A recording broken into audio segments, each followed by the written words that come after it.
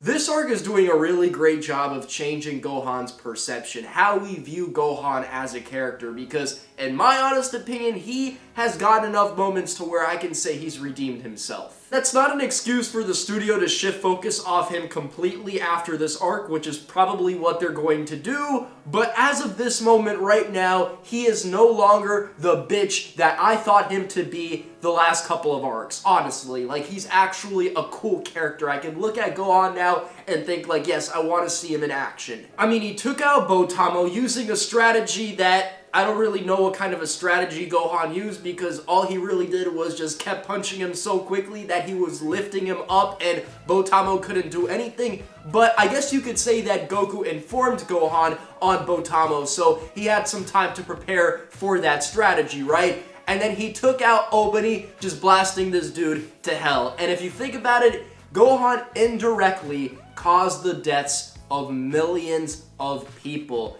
Even the family you saw on the locket, right?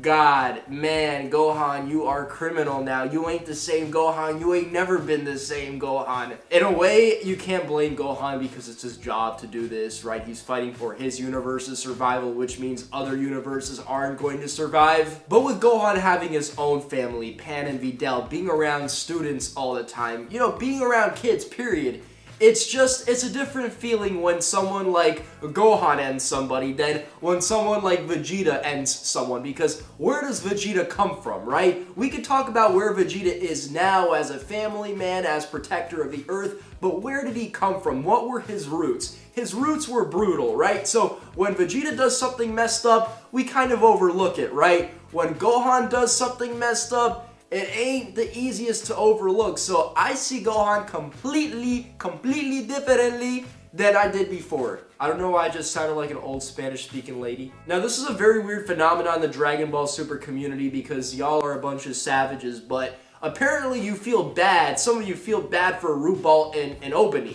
And I understand that's how they try to set it up towards the end, and even the Angel, by the way, felt bad for the universe's destruction, which kind of gets me feeling as if not all of the Angels are on the same page when it comes to, like, yo, I don't really care, whatever, you know, in the same way that Vados and, was it Universe 9's Angel? I think it was Universe 9's Angel. They didn't really show any emotions at all. Some of them looked happy, right? So it shows us that not every single Angel is on the same page, meaning there might not be some ultimate plan to, I guess, you know, eradicate everybody or something of that sort. Now, here's the thing, guys. When it comes to feeling bad for Universe 10, right? Specifically these guys.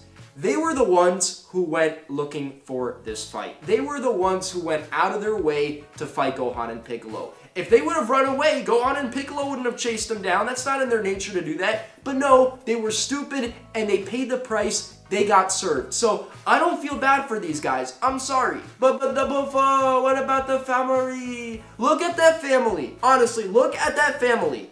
Does that look like a family that was drawn with heart? Does that look like a family that the studios really took their time to, like, giving these characters, like, unique identities? Because you want to know what that looks like to me? It looks like Obani was the only one that was really drawn. It looks like the studios realized early on that these characters were going to appear for 3 seconds, and then the community was going to forget about them. Never once again reference back to the family of, what's his name? Obani. Obani's family. They look like they belong in American cartoons, alright? I don't feel bad about these characters. I don't feel bad about the baby. I am glad they made this universe's destruction a bit less dramatic. You know, Gawasu, Rumshi, Kuss, they accepted, well, not Kuss because she's the Angel and she's gonna survive, but they accepted early on that their universe is about to be extinct, right? Even though when Obani and Rubal were fighting, you had Gawasu, like, basically hyping up the team, like, yes, we have 2 people left, we're gonna still make it out of this tournament. And I don't know if he was just lying to himself or if he was just that stupid and delusional, because we know Gawasu's a bit delusional, right? From the Goku Black Saga, when he was raising a literal demon and he had all these high expectations of him and he couldn't see all the terrible things he was doing right beside him. So you could say Universe 10, while they sucked, they legitimately went out like men. They went out like men, and don't tell me they didn't suck, alright? The universe captain got taken out off-screen by Frieza, so if the captain's getting taken out off-screen, the rest of the members are going to naturally suck. Like, Mudachim should be as strong as Frieza.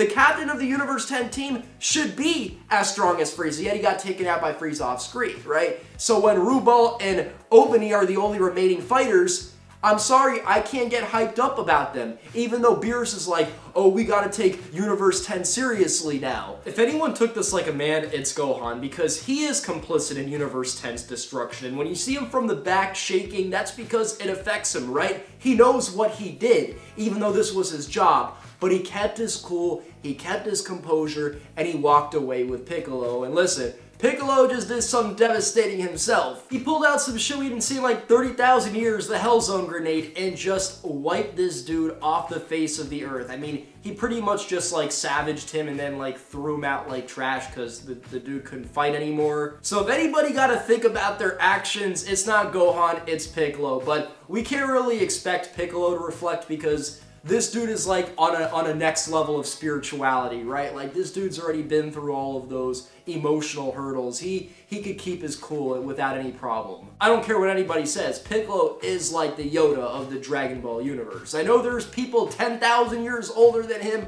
but he's still gonna be Yoda to me. Particularly because he's green. But if I can leave you with anything else before we end this review, I was really expecting Universe 2 to go extinct, right? Like, I actually thought the Kamikaze Fireballs were gonna get taken out, and we actually see Goku and Android 17 fighting them. Even though they scuffle around a bit and the ball was in our court, like Goku and Android 17 were about to take those two out, you have that Yard Rat from Universe 2 using instant transmission, and they all get away. And funny enough, the Yard Rat actually takes out someone else from Universe 10, so I guess that's quite a way to get out. Let me know what you guys think in the comments.